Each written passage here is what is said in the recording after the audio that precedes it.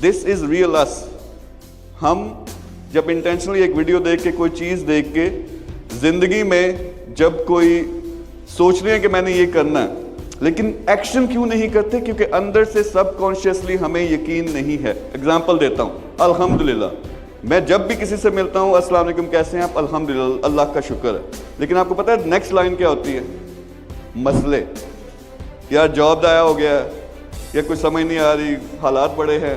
तो मैं कहा अभी आपने बोला कि अल्हम्दुलिल्लाह, अल्लाह का शुक्र है, सब कुछ ठीक है। तो यकीन ना सिर्फ अपने आप पे, एंड सॉरी टू से, अल्लाह का हम बहुत नाम लेते हैं, नहीं है यकीन। अगर यकीन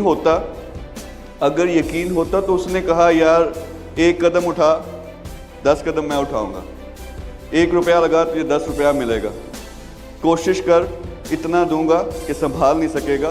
तो ये जब सबसे पहली चीज़ है कि कॉन्फिडेंस, ओवरऑल यकीन होना चाहिए अपने ऊपर। पीछे जो भी आपका यकीन है, एक ज़ात है अनलिमिटेड, उसने ये दुनिया पैदा की है, उसमें बेशुमार अपॉर्चुनिटीज।